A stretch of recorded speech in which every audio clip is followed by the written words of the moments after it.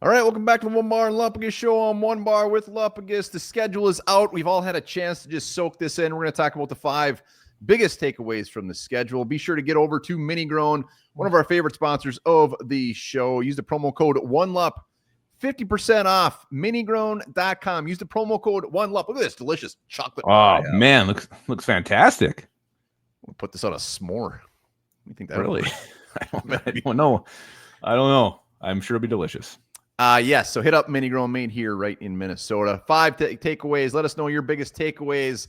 Let's get one of the biggest ones right out of the gate. Yeah. Just going to have a full-on display of JJ McCarthy. And when I say on display, I mean for the damn all NFL fans out there, a lot of prime time. For the nation, for the world. Monday Night Football, his first career start. Then he goes Sunday Night Football. Then it's just the Bengals at home. Then he got 2 international games where it's not prime time, but it's going to be the feature game on NFL Network early in the morning. So, there'll be a lot of media talk about J.J. McCarthy's performance, and I'm sure it's me about how damn good he is. Yeah, no, bring it on. If there was any young quarterback ready for the spotlight, it is J.J. McCarthy. He's built for this. He will do just fine. But holy hell, man.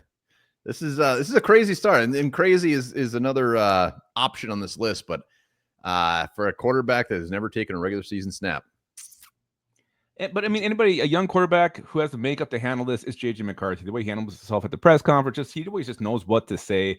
He's been on the big stage in college, so I don't think this is going to phase him. But man, it's just putting the spotlight on him in full force. Yeah, with 7 prime time. There's a Christmas Day game. I mean, he's going to be ready to go. So that is takeaway number 1. Takeaway number 2, that early bye week. The early bye week. Nobody seems to be a big fan of this. Yeah, no one is, but until, the season starts going, then what does everybody say every single season? Oh, man, the bye came at a perfect time for us. Doesn't matter if it's week 2, week 15. Every team says that. Every coach says that. Obviously, it has to be after you're going to spend 2 weeks overseas. You're not going to come back and then be forced to play a game that next Sunday. You're going to get your bye then. The Vikings apparently wanted those overseas games, so that's where they're going to get their week 6 bye. The fact that the Vikings are doing something that's never been done before, 2 overseas games back to back. They should have gave us 2 bye weeks. They should have finagled something in there. Well, and I was trying to see, you always get that mini bye coming off a Thursday night football game, and that's just a couple weeks after. So you got a little bit of one there, but it's not the same. Yeah, I mean, early bye week, obviously later in the season, if you're ready to make a push for the playoffs, if you get that bye week, like week 10 or something, it's just nicer to get some guys healthy. But we will see. Takeaway number 3, crazy shit.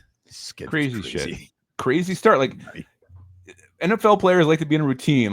You like this, maybe your game Sunday at noon, and you get the day off, then you go back into it. And that's not going to happen for the Minnesota Vikings in 2025. Monday Night Football at Chicago, the first game. Then you got Sunday night. Then you have a regular game. Then you go overseas for 2 weeks. Then you have your bye.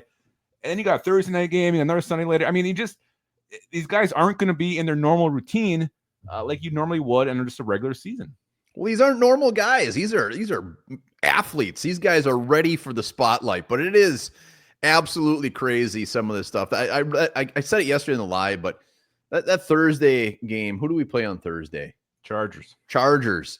The Thursday game after the Eagles, it's like the Vikings are just twisting the knife. I mean, trying to make it as difficult as possible. When you look at this schedule, when they play, where they play, it's got to be one of the hardest schedules in the NFL. And it's crazy. I mean, and then we end with the Lions and the Packers. Everything about this is just crazy. Well, and even you look at the teams you're playing early in that schedule, they're not overly daunting. It's just the fact you're on the road and you're overseas, and that kind of can be a neutralizer no matter how good you are. Did you get is your chair, did it get cut in half or something? You seem really short today. I'm sitting on the edge of it right now. All right, let's go. Number 4. That midsection is just like Lupagus. It's very rough. Very tough, rough, very ripped, very defined. But yeah, look at this. After the bye, Eagles at home, Chargers on a Thursday night, West Coast Thursday night, not easy. At Detroit, Ravens at home. That is a tough little 4-game stretch there, and right dead center in the middle of the season. Well, yeah, I mean, those are going to be extremely tough. But then even after that, you have 2 NFC North games, the Bears and Packers back-to-back. So Yeah, talk about a test. I mean, they're going to be tested early with those London games, Monday night games, and all of a sudden they get that. That's going to be, we're going to be ran through shit. Well, if you want to go a little farther after that, you're at Green Bay, at Seattle, then you got the Commanders at home. So it gets even a little bit, this toughness can extend a little bit further. And we don't know who's going to be good this year. We don't know who's going to be bad. Vikings are going to be good. Yeah, we know that much, but everybody else we don't know about. So yeah, that's a tough little run there after a crazy start. So you go from like this, maybe not, opponent-wise, not overly hard, but just the locations is weird. And then you just have this bye. Then you have just a tough-ass sledding here. But you know what? If you're one of the best teams in the league, it shouldn't matter.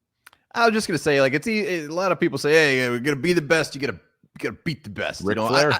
I like a little bit of fluff at times during the schedule, and I know we have a little part of that, but it's that midsection is gonna be rough. And if you're stressed out about it, yeah, Mini-Grom, use that promo code OneLUP for 50% off. Beautiful. One segue. more. Beautiful segue. On Thank you. One more takeaway.